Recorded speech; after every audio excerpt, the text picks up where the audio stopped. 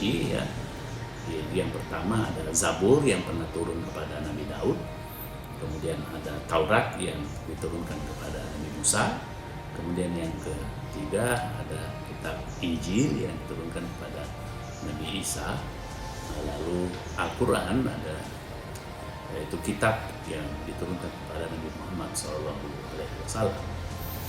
Lalu ada namanya suhuf ya, itu yang diturunkan kepada Adam alaihissalam, juga sebagian pada Musa, dan juga Nabi yang disebut dengan Syits. Itu juga diyakini mempunyai suhuf. Ada suhufi Ibrahim wa Musa, itu dalam Al-Quran dinyatakan seperti itu ya. Dan beberapa juga tokoh-tokoh sentral.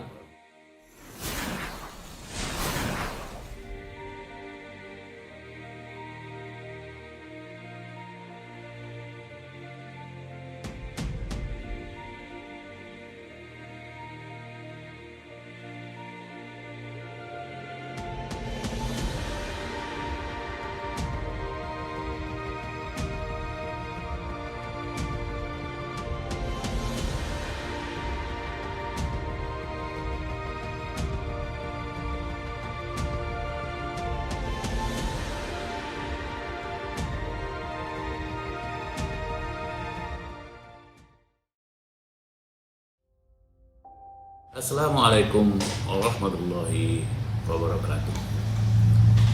Alhamdulillahirabbil alamin wa bihi nasta'inu ala umuri dunya waddin.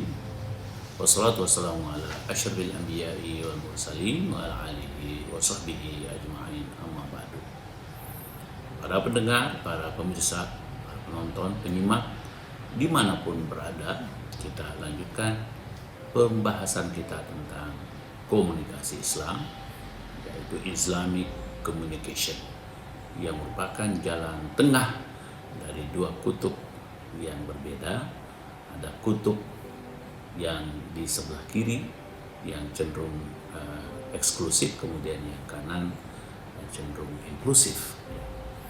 Yang eksklusif yang sebelah kiri kita sudah bahas pada episode yang lalu, sehubungan juga dengan bulan suci Ramadan ini, bahwa kita berusaha, orang Islam berusaha ya, berpuasa dan menjalankan ibadah Ramadan agar bisa mencapai derajat takwa atau muttaqin. Dan kita sudah jelaskan itu rukun takwa atau rukun iman, rukun Islam ya, yang mana ditemukan ada 7 yang sifatnya vertikal dan 7 yang horizontal. Yang vertikal kita sudah bahas yang lalu, ini yang berkaitan dengan alam gaib ya.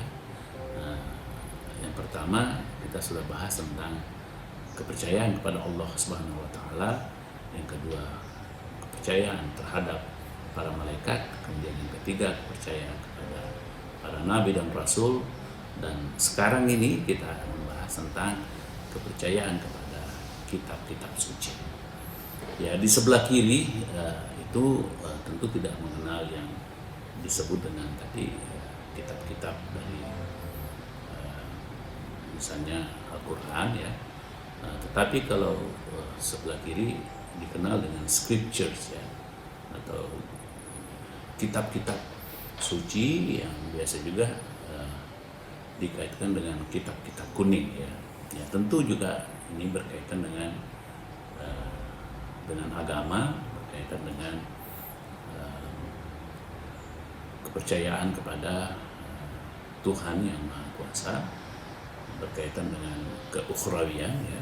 Jadi yang model kiri ini percaya kepada kitab-kitab yang bermacam-macam itu.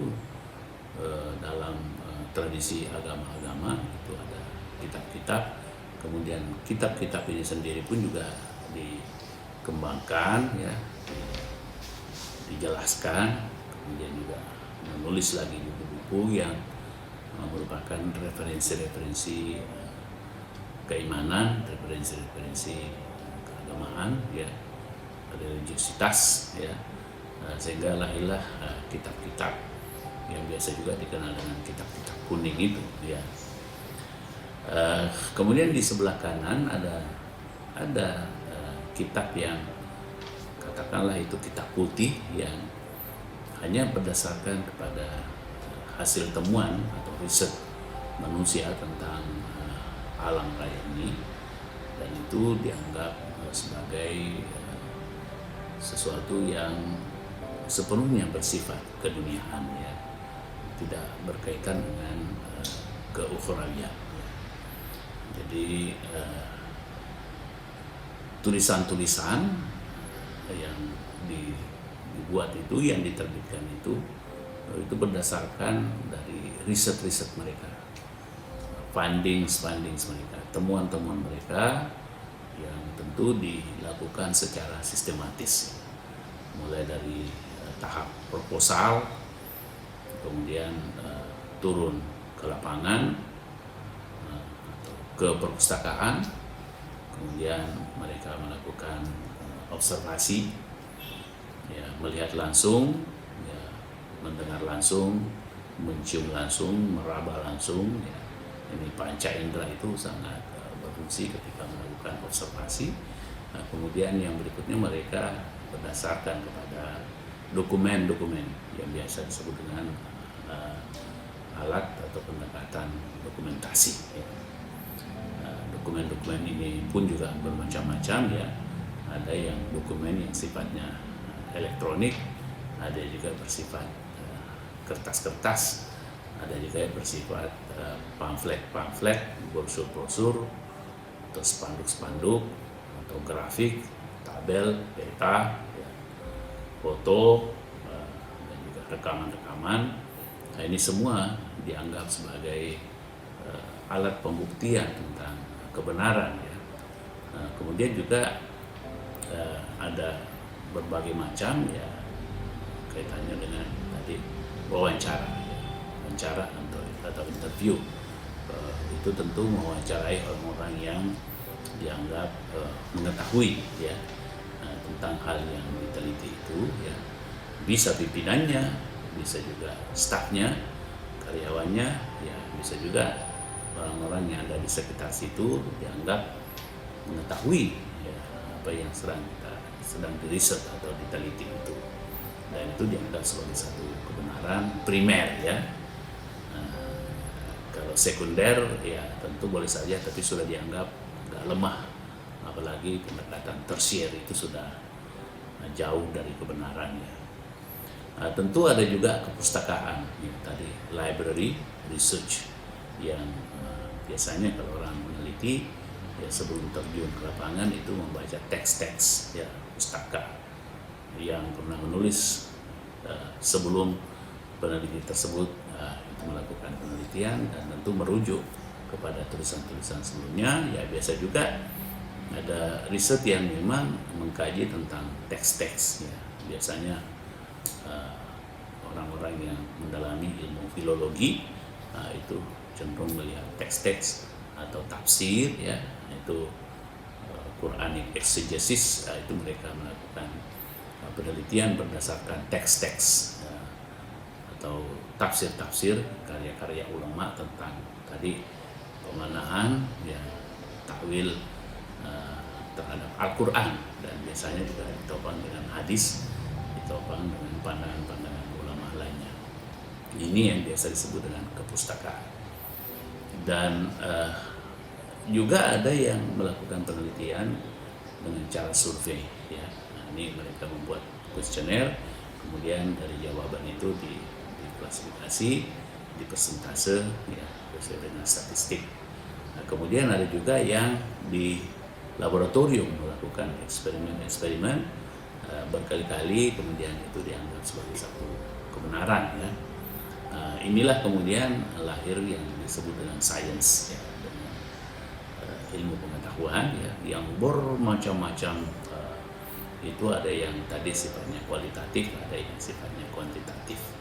Ini yang dianggap sebagai kebenaran, dan kalau ditulis ya itu adalah kitab-kitab atau buku-buku putih, buku-buku yang berdasarkan kepada penelitian yang merupakan hasil dari pencarian rahasia alam ini. Ya. Nah, sementara kalau dalam Islam ya itu disebut dengan kitab. Itu ada 4 kitab suci ya. Yang pertama ada Zabur yang pernah turun kepada Nabi Daud. Kemudian ada Taurat yang diturunkan kepada Nabi Musa. Kemudian yang ketiga ada kitab Injil yang diturunkan kepada Nabi Isa. Lalu Al-Quran ada, yaitu kitab yang diturunkan kepada Nabi Muhammad SAW.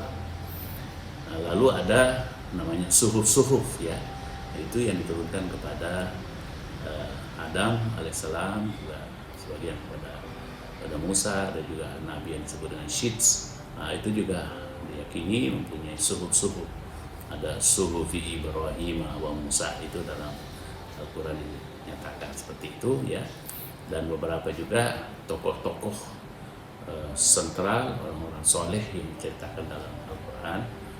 Itu tentu juga memberi semacam pesan-pesan, dan kemudian sebagian orang menulis ya, dan menjadi bacaan, menjadi referensi orang-orang yang ada sesudahnya ya. Jadi inilah yang merupakan jalan tengah ya dari perdebatan tadi yang kiri tentang percaya kepada kitab-kitab yang ditulis oleh para ulama, dan juga mungkin para penganut agama sebelumnya. Kemudian yang sebelah kanan yang tadi yang itu bersifat keduniawian semata, minus Tuhan, minus gaib ya.